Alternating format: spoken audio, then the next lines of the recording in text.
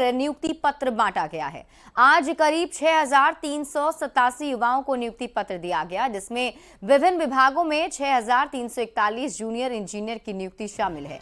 इसके अलावा 496 अनुदेशक के पद पर बहाली हुई है, जिन्हें आज नियुक्ति पत्र दिया गया है। बिहार में नौकरी पर खूब राजनीति भी हो रही है।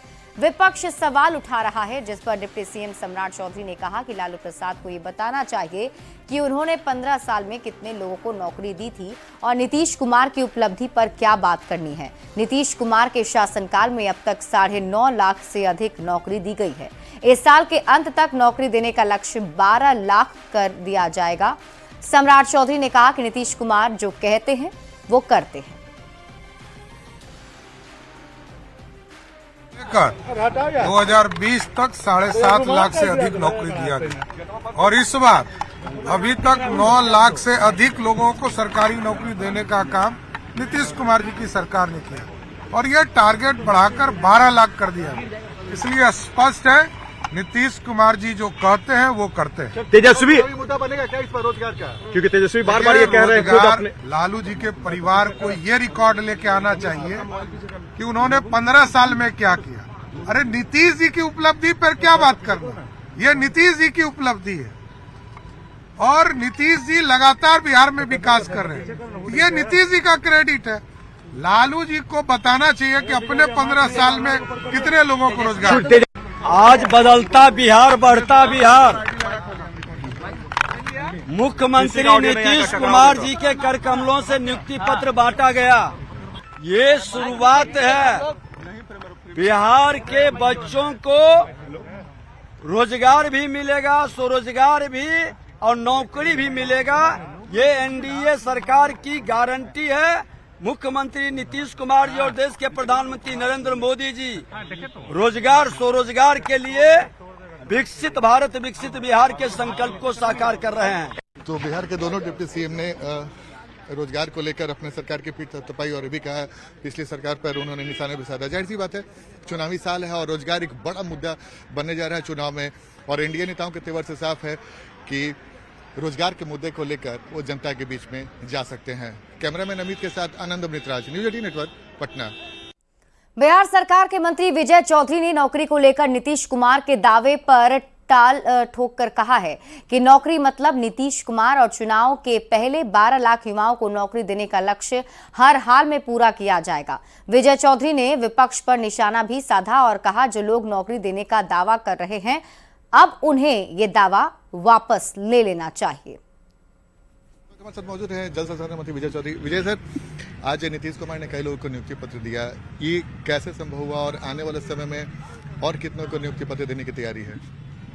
नहीं, ये नियुक्तियां तो पिछले 6 वर्षों से भी अधिक से वो कानूनी पेचीदगियों में फंस के उलझ गई थी, लेकिन मुख्यमंत्री जी के परामर्शानुसार हम लोगों ने पहल की और जितने सारे इसमें पक्षकार थे उन सबों की जो चिंताएं थी उसके निदान का एक समेकित स्वरूप बनाया और हम लोगों ने उच्चतम न्यायालय को अपना प्रस्ताव दिया और उच्चतम न्यायालय ने उसे स्वीकार करके अविलंब बहाली करने का निर्देश दिया और आज समझ लीजिए कि लगभग 6,500 लोग नियुक्त हो गए।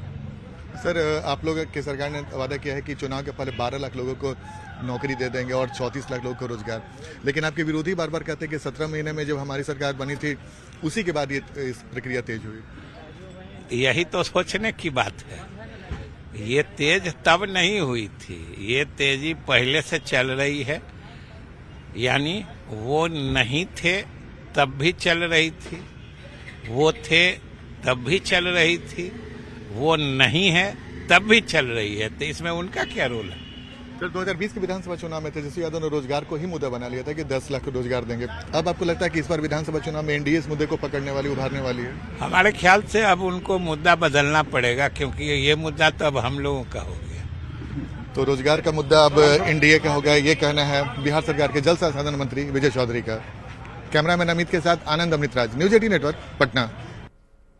मुख्यमंत्री के नियुक्ति पत्र देने के सवाल पर शक्ति यादव ने पलटवार किया है। शक्ति यादव ने कहा है कि नीतीश कुमार आज वही नियुक्ति पत्र बांट रहे हैं जिसे महागठबंधन की सरकार में तेजस्वी यादव ने प्रक्रिया में डाला था।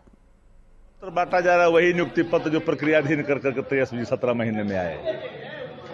लेकिन कुछ लोगों ने कहा कि 19 की बहाली थी, तो कर क्या रहे थे 5 साल तक? तेजस्वी जी के संघर्ष और निर्णयों का प्रतिफल है कि आज नियुक्ति पत्र बांटने की ललक लगी, वरना ये तो ठेका वाली सरकार है, ठेके पर काम चला रही थी। देश के आम बजट में रेलवे के लिए जो व्यवस्था की गई है उससे बिहार के विकास को भी रफ्तार मिलेगी। बजट में रेलवे के विकास और क्षमता को बढ़ाने के लिए 2,52,200 करोड़ रुपए का प्रावधान किया गया है। बिहार के लोगों को भी अब हाई स्पीड ट्रेनों की सुविधा मिल सकेगी। पटना रेलवे स्टेशन पर यात्री सुविधा बढ़ाने के लिए कई योजना पर काम हो रहा है। पटना स्टेशन का रीडेवलपमेंट के लिए प्लान बनाया जा रहा है। वो प्लान और डीपीआर जल्दी सबमिट की जाएगी और स्वीकृत हो जाएगी।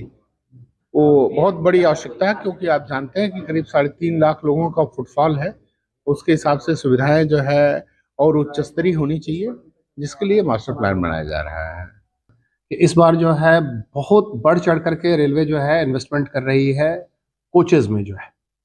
जो अभी तक लोगों की शिकायत रहती थी कि वंदे भारत में भाड़ा ज़्यादा लगता है, एसी कोचेज हैं सिर्फ, जो है उस चीज़ को कवर अप करने के लिए लगभग जो है 100 अमृत भारत ट्रेन की ऑर्डर रेलवे प्लेस कर रही है, जो फुल्ली नॉन एयर कंडीशनड है, ताकि जो गरीब जनता है वो लोग भी अच्छे ट्रेन की फैसिलिटीज़ ले पाए। और इन सब में जो है स्टेट ऑफ द आर्ट बिल्कुल मॉडर्न फैसिलिटीज़ के साथ में ये अमृत भारत ट्रेन जो है मैन्युफैक्चर हो रही है।